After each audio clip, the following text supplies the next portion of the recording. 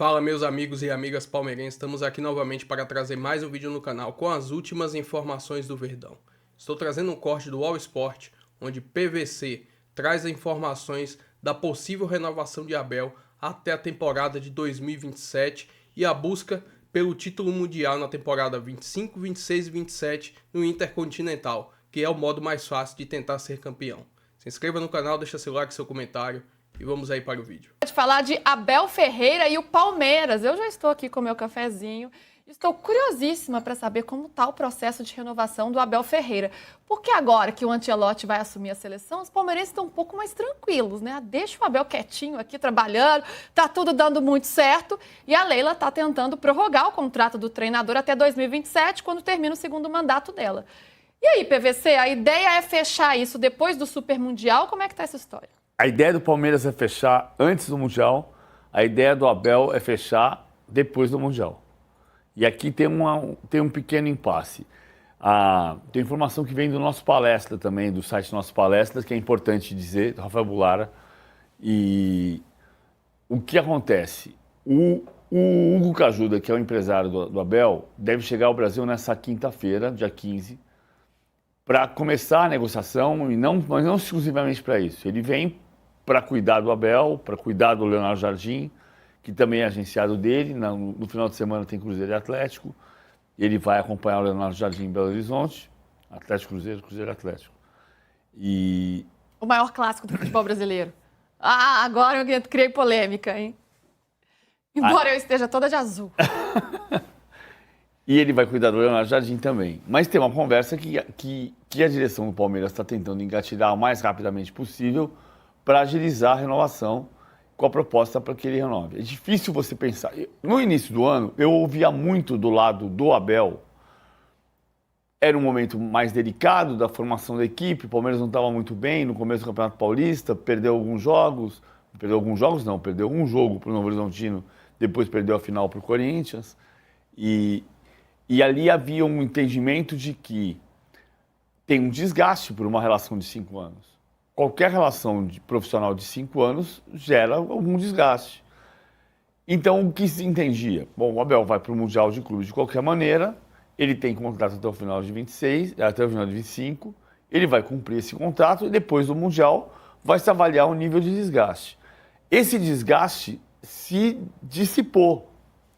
Neste momento, o Palmeiras voltou a jogar bem, voltou a ser líder do campeonato, tem 100% de aproveitamento na Libertadores, o desgaste se dissipou.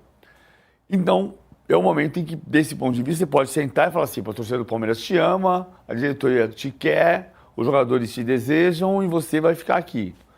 Só que o Abel quer entender como é que vai ser o retorno dele.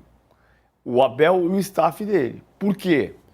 Se o Palmeiras é campeão do mundo, improvável, por causa do Mundial ser disputado com o Real Madrid, com o Manchester City, não pela força do Palmeiras, mas pela força dos rivais, improvável. Mas se você chegar na semifinal, você tem um nível de visibilidade para o futebol europeu diferente de você cair na fase de grupos.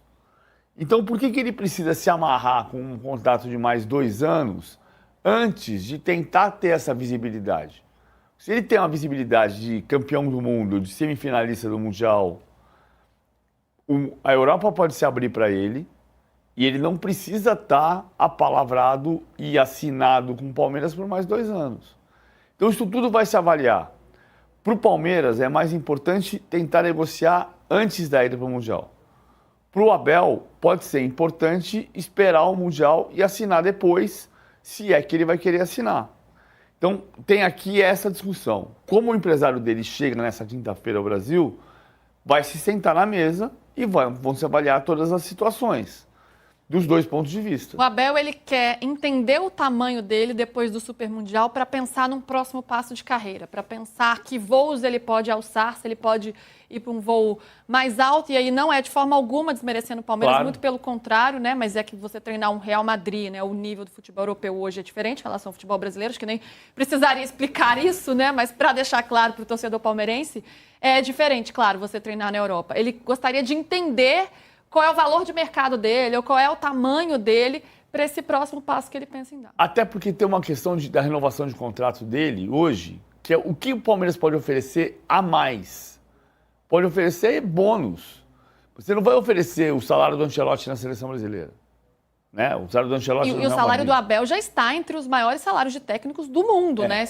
Já está entre, não é o maior, mas está entre. Hoje, possivelmente, o Dorival Júnior passou a ter um salário maior que o do Abel no Brasil. E aí você precisa reorganizar isso. Mas, fora isso, qual é o padrão de salário que ele pode ter na América do Sul que ele não tem hoje? Ele pode ter ganhos em benefícios, em bônus, por conquistas. Contratações também não seria por esse caminho, né? Até porque o Palmeiras já fez altos investimentos para reforçar o time como ele gostaria. Tem um ponto importante também dessa apuração do nosso palestra, eu também participo um pouco, mas assim, do Rafael Bulara do nosso palestra. Tem uma história que é a seguinte, o Palmeiras está deixando claro que o Mundial do Palmeiras pode ser a Intercontinental, em 25, em 26 ou 27. Porque é muito mais fácil você ganhar uma dessas 3 Libertadores e ganhar o Mundial via Copa Intercontinental do que ganhar um Mundial de clubes com 32 clubes, sendo que tem Manchester City, Paris Saint-Germain, Atlético de Madrid, Real Madrid, que são mais poderosos do ponto de vista econômico e esportivo hoje pela força do futebol europeu. Né? É muito mais fácil você pensar em ser campeão mundial num confronto como no formato intercontinental, como aconteceu no ano passado, com o Real Madrid contra o Botafogo, não porque não teve confronto com o Botafogo, mas com o Real Madrid ganhando, do que você pensar em ganhar o torneio de 32 equipes. Então, o Mundial não precisa ser este para o Palmeiras. Pode ser o de 26, pode ser o de 27. Isso pode ser um fator ali para convencer o Abel a permanecer. Precisamos de você aqui, a torcida quer você aqui para tentar ser campeão mundial, não necessariamente neste super mundial. Agora, PVC, queria trazer essa reflexão, né? O tamanho do Abel na história do Palmeiras é assim, absurdo. Na história do futebol brasileiro também, por tudo que ele conquistou. E ele é um profissional ambicioso, no melhor sentido da palavra, claro. Né? Um profissional que quer mais, que quer conquistar mais, que quer galgar novos degraus. Qual que é o tamanho do Abel hoje no mercado internacional? Porque para a gente ele é gigante, mas a gente sabe que o mercado internacional não tem os olhos para o Brasil como a gente tem.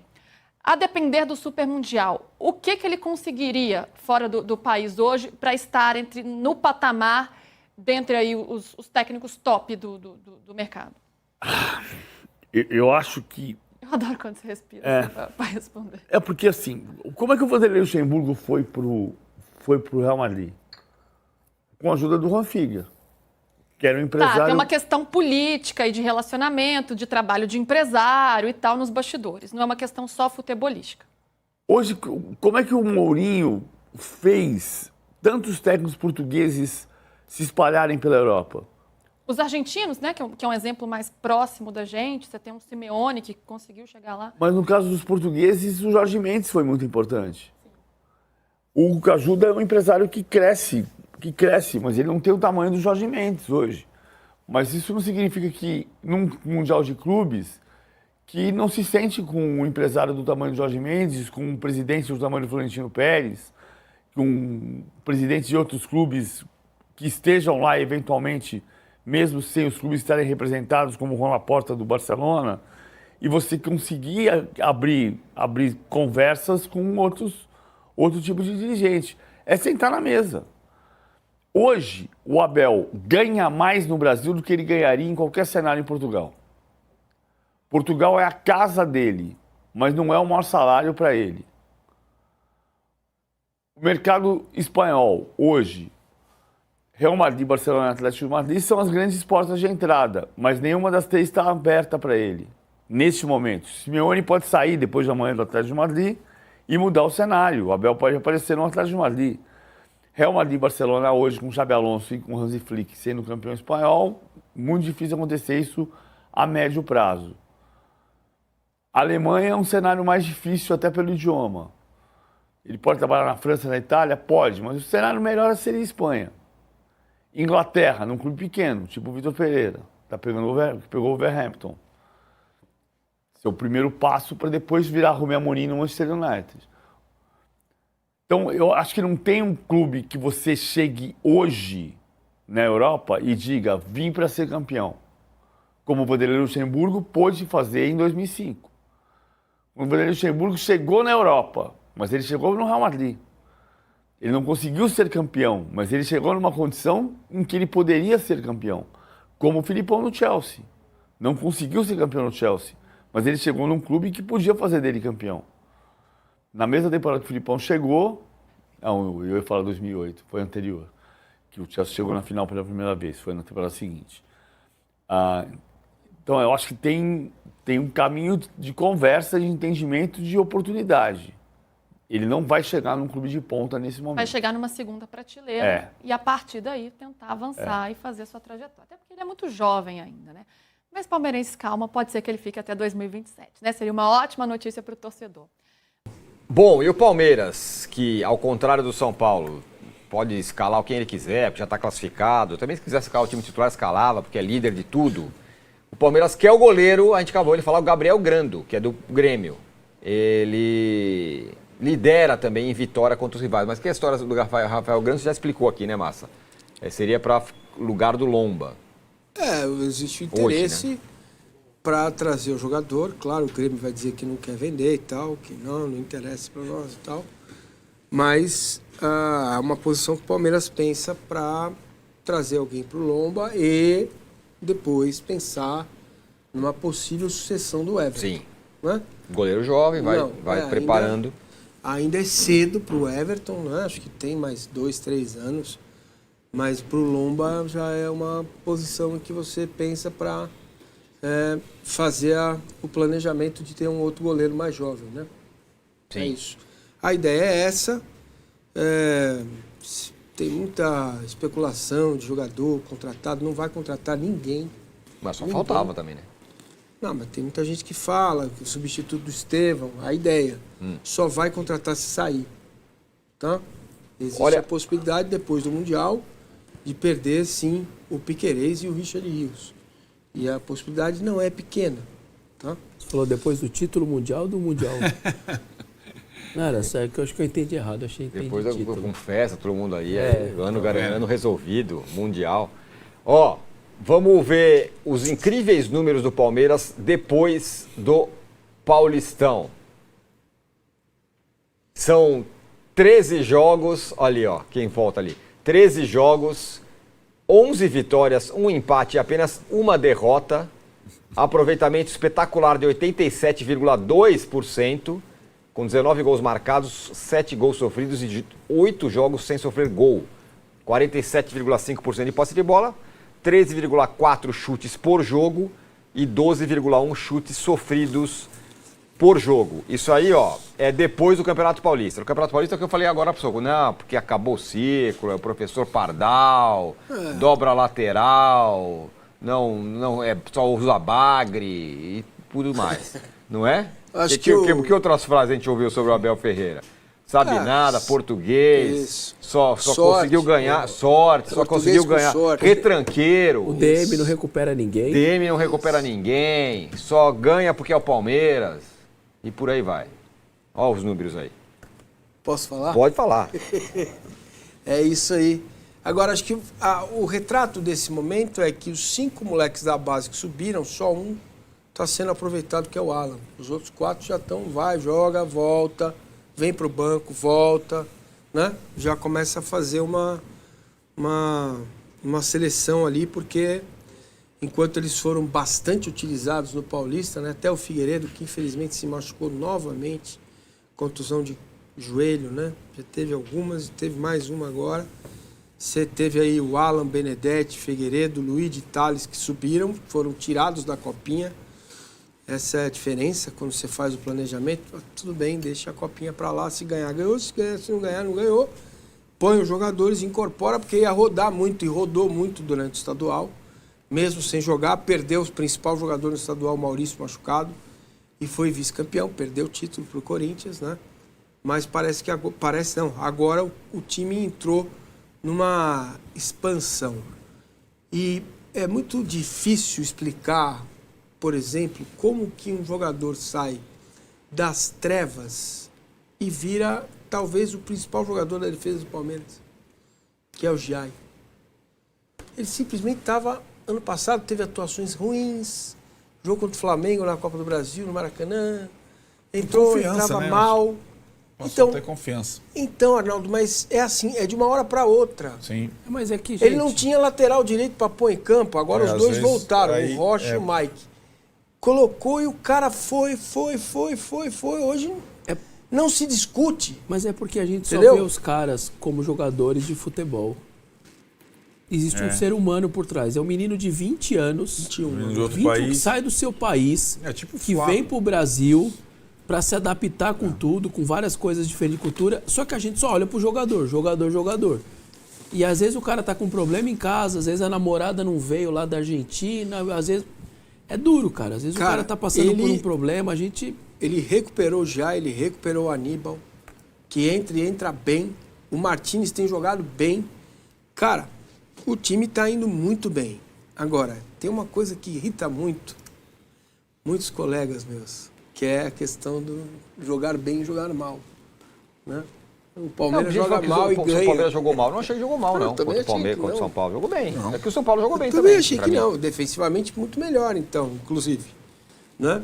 Então, é isso que incomoda um pouco quem está de fora. Agora, o palmeirense tá feliz da vida e entendendo que Paulinho e Vitor Roque podem ser realmente uma grande dupla para o futebol brasileiro. Porque o Paulinho está crescendo pouco a pouco, está entrando, está procurando espaço em campo, né? E ele está bastante integrado ao modelo do Abel. Existe uma composição de elenco, todo mundo quis jogar pelo Vitor Roque. No intervalo do jogo no Paraguai, todo mundo abraçou o Vitor Roque. Os jogadores abraçaram o Vitor Roque. A torcida ficou lá na Arena Barueri quase uma hora depois do jogo, né? Depois daquela comemoração dos jogadores ali com a torcida. Então, pelo que eu vi lá no Paraguai, ouvi também da unidade do grupo, o Todos Somos Um está sendo construído novamente. E vou trazer aqui agora mais algumas informações do Bolívar, o próximo adversário do Palmeiras na quinta-feira, em jogo válido pela quinta rodada da Copa Libertadores da América. A partida será no Allianz Parque. Como podemos ver na imagem, estou trazendo aqui a tabela do grupo do Palmeiras, né? Líder com 12 pontos, seguido do Cerro Porteño com 4, e Sport Cristal também com 4. O Bolívar, por incrível que pareça, está na lanterna com 3 pontos. Se acreditava que a equipe seria pelo menos a segunda colocada devido a jogar na altitude. Então eles vêm para esse jogo contra o Palmeiras precisando da vitória e vai dar muito espaço para o time de Abel, com certeza, ter mais facilidade para sair vencedor nessa partida. Estou trazendo um recorte das últimas 5 partidas do Bolívar, tanto pela Copa da Bolívia, como no Campeonato Boliviano e na Libertadores. São 3 vitórias e 2 derrotas. Neste domingo, eles jogaram contra o Clube Aurora fora de casa e venceram pelo placar de 2-0. Agora estão se preparando para esse confronto contra o Verdão. Estou trazendo aqui a classificação do Bolívar, lá no Campeonato Boliviano.